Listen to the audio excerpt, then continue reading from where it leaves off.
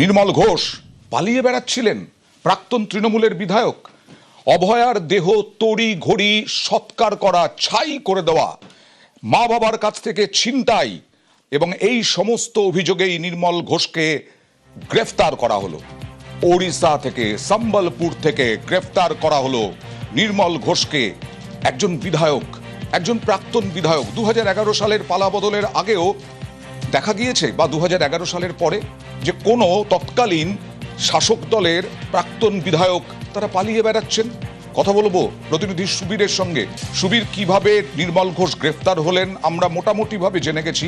কতদিন থেকে লাপাতা ছিলেন এবং সম্বলপুরে কার হোটেলে ছিলেন? কারণ আমরা জানি যে ওড়িশার সম্বলপুর হোক, পুরী হোক, চাঁদিপুর হোক, এই সব জায়গায় তৃণমূলের বহু নেতা হোটেল বানিয়ে রেখে দিয়েছেন, যেগুলো আশ্রয় এখন প্রাক্তন বিধায়ক, প্রাক্তন কাউন্সিলরদের।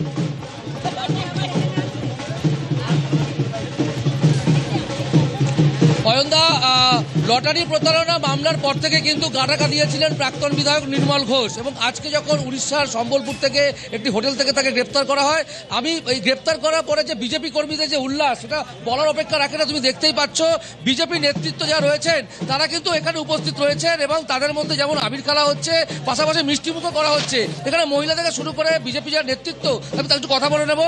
বলছি, আপনাদের তো নির্মল ঘোষের নামে ভুড়ি ভুড়ি অভিযোগ ছিল, আজকে কিরকম লাগছে? দেখুন, নির্মল ঘোষ হচ্ছে 1 নম্বর ক্রিমিনাল পানিহাটি, আর সেই ক্রিমিনাল অ্যারেস্ট হয়েছে। আর সেই অ্যারেস্ট হওয়ার জন্য পুরো পানিহাটিবাসী সহ গোটা পশ্চিমবঙ্গবাসী আনন্দিত আছে। কারণ যেভাবে উনি ক্রিমিনাল তৈরি করেছিলেন ওয়ার্ডে ওয়ার্ডে, পাড়ায় পাড়ায়, সেই ক্রিমিনালরা পুরো পানিহাটিকে সন্ত্রাসের একটা বাতাবরণ। বেশ, আমরা তো নিশ্চয়ই বিজেপি তারা যথেষ্ট আনন্দিত, উল্লসিত, কিন্তু আমি যেটা প্রশ্ন করলাম সুবীর, এই প্রশ্নের উত্তরটা দরকার। সুবীর,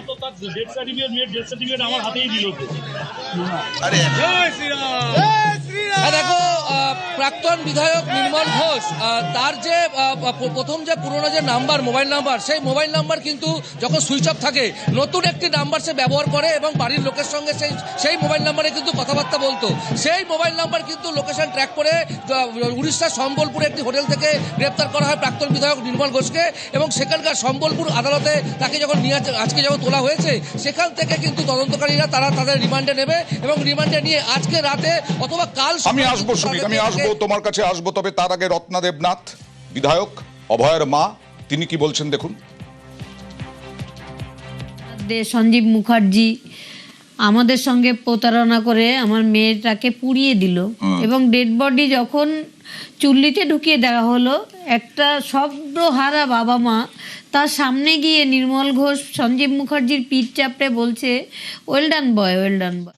8ই জুলাই এই কথাই বলেছিলেন রত্না দেবনাথ। আরো একবার সুবীরের কাছে যাব। সুবীর একজন প্রাক্তন বিধায়ক, তাকে পালাতে হলো। এই বিধায়ক সম্বলপুরে যে হোটেলে ছিলেন, জানার চেষ্টা করব এরকম কোনো খবর আছে যে নির্মল ঘোষ ঘনিষ্ঠ কারো হোটেল কিনা এটা?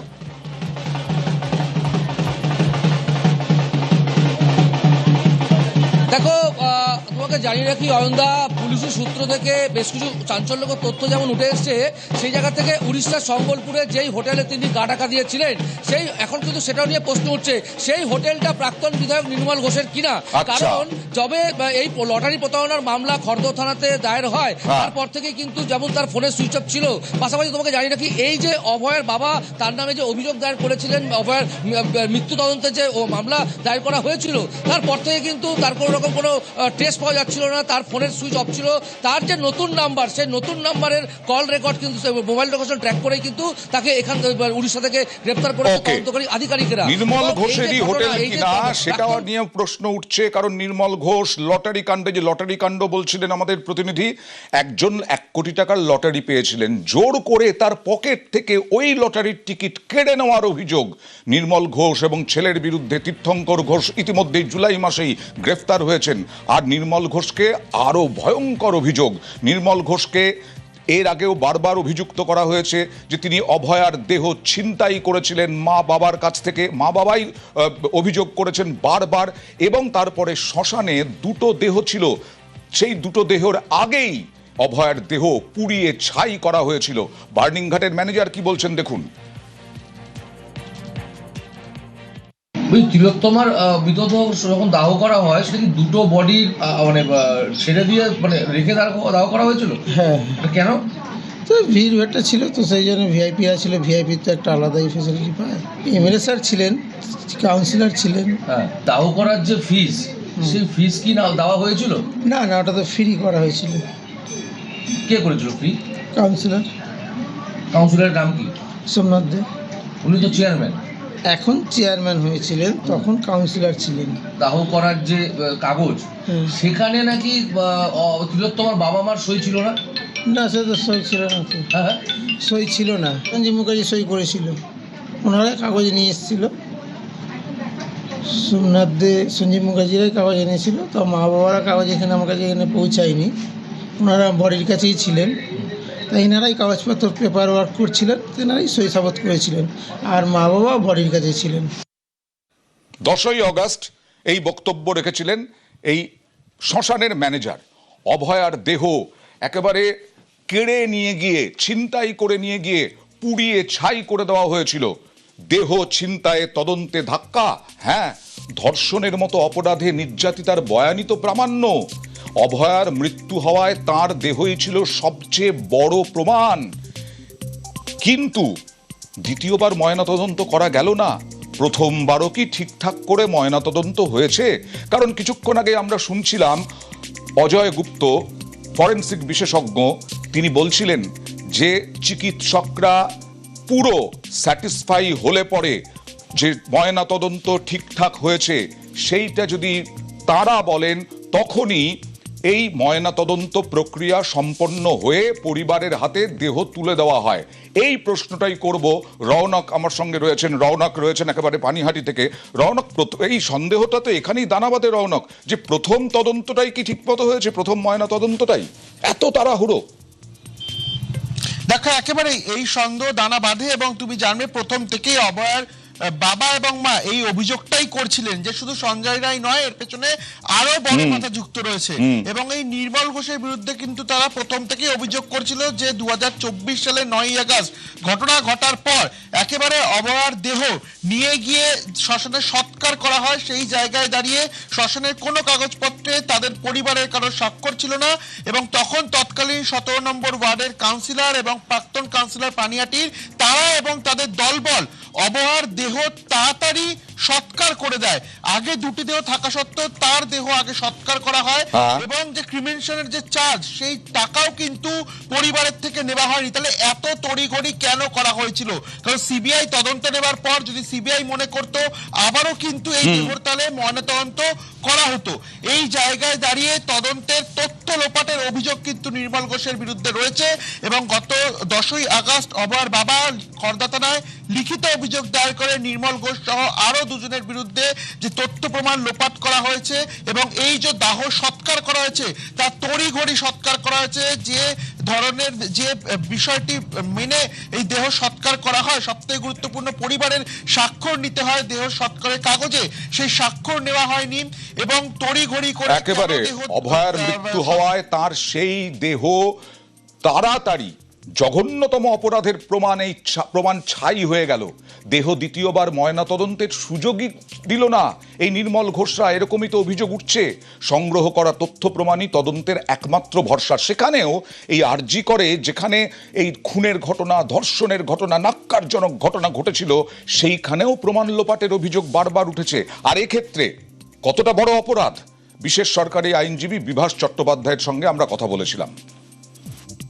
যদি কেউ প্রমাণ লোপাট করে, সেখানে আমাদের বিএনএস এর স্পেসিফিক সেকশন 238 সাবসেকশন রয়েছে, যেখানে ক্লিয়ারলি বলা হয়েছে যে ডিস্ট্রাকশন বা এগুলো করলে আমাদের কেস হবে। এবং ওনাদের এভিডেন্স যদি আদারওয়াইজ অন্য রেলিভেন্ট এভিডেন্স বা সার্কামস্টেন্সিয়াল এভিডেন্স বা অন্য পার্টের এভিডেন্স স্ট্রং থাকে, তাহলে ডিস্ট্রয় করে দিলেই যে কিছু থাকবে না, এটা নয়। এভিডেন্স অনেকভাবে, অনেক রকম ভাবে আসতে পারে।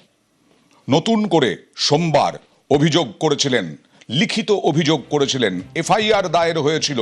অভয়ার বাবা লিখিত অভিযোগ করেছিলেন। 9 অগাস্ট মুখ্যমন্ত্রী শুভেন্দু অধিকারী কি বলেছিলেন, পণ করেছিলেন যে অভয়ার বিচার দিয়েই ছাড়বেন, তার যতদূর ক্ষমতা আছে। দেখুন,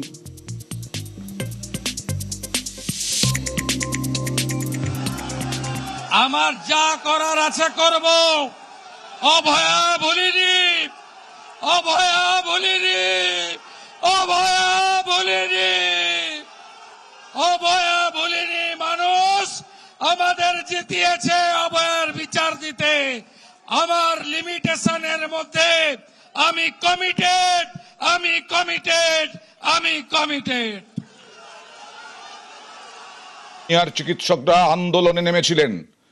একেবারে রাজ্য জুড়ে বহু মানুষ, হাজার হাজার মানুষ রাস্তায় নেমেছিলেন অভয়াকে খুন ধর্ষণের প্রতিবাদে। কোনো পতাকা ছিল না তাদের হাতে। সেই যারা আন্দোলনে নেমেছিলেন, দীর্ঘদিন ধরে রাস্তায় ছিলেন, তাদের মধ্যে অন্যতম মুখ কিঞ্জল নন্দ, অন্যতম মুখ অনিকেত মাহাতো। নির্মল ঘোষের গ্রেফতারের পর কি বলছেন দেখুন।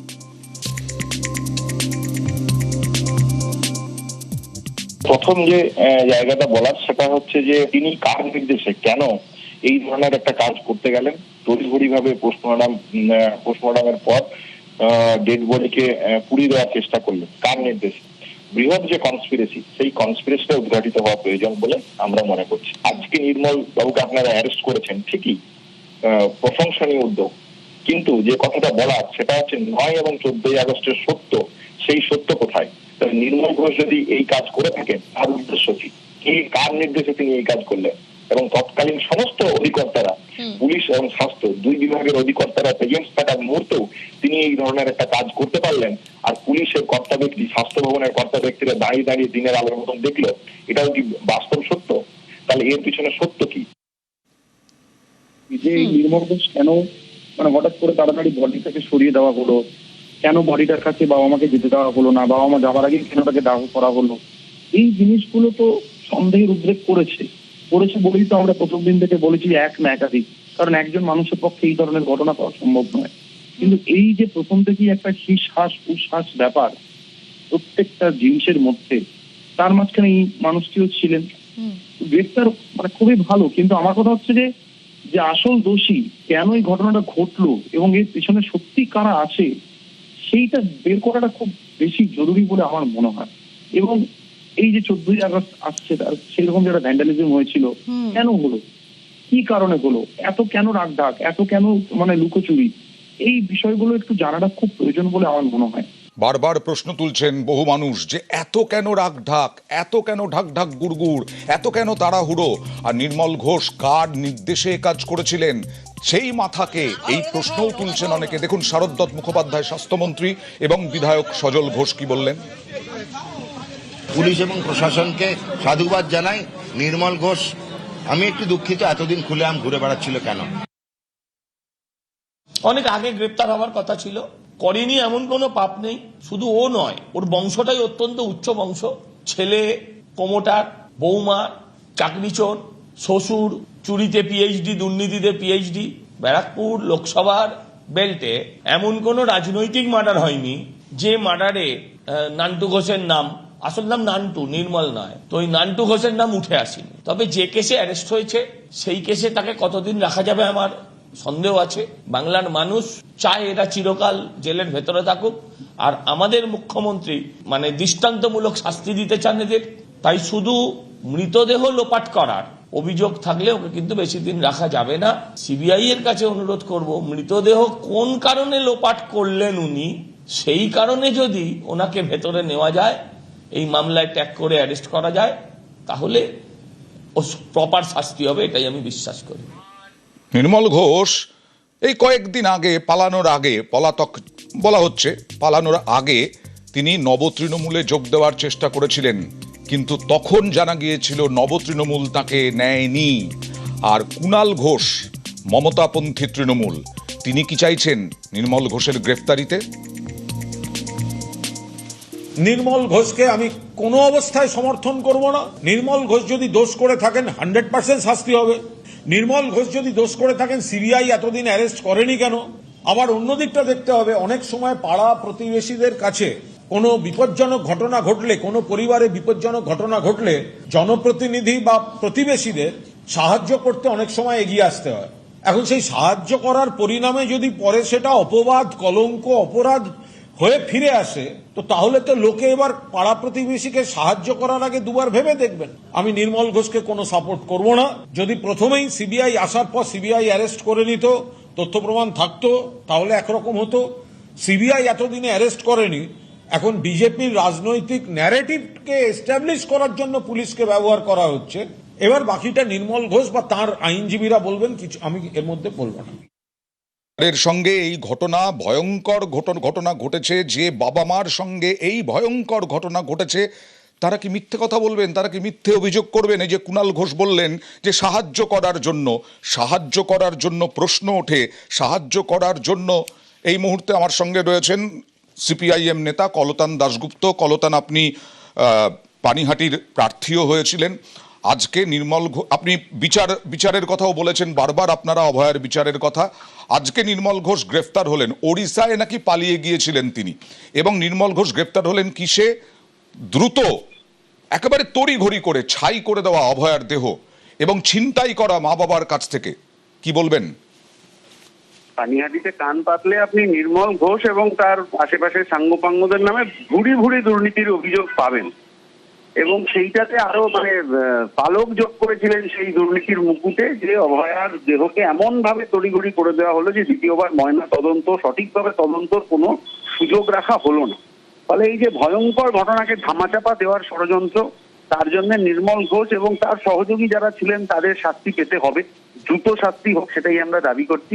আপনি মনে করেন নির্মল ঘোষ একার সিদ্ধান্তে এটা করেছেন? না, একদমই না। কান টানলে মাথা আসবে, এ কথা আমরা বহুদিন ধরে বলছি, কিন্তু মাথা অবধি সিবিআই পৌঁছাতে পারছে না, সেটাও আমরা বলেছি। হাসপাতালে রাত্রে ভয়ঙ্কর নির্যাতন, তারপর হত্যা, তারপর সেইটাকে ধামাচাপা দেওয়ার চেষ্টা, এই তিনটি ঘটনার প্রতিটি ক্ষেত্রে যুক্তদের শাস্তি দিতে হবে। সেটা নির্মল ঘোষকে ধরা হয়েছে, সেটা একটা অংশ, কিন্তু তার মাথার ওপর যারা আছেন তাদেরকেও ধরতে হবে। বেশ, ধন্যবাদ।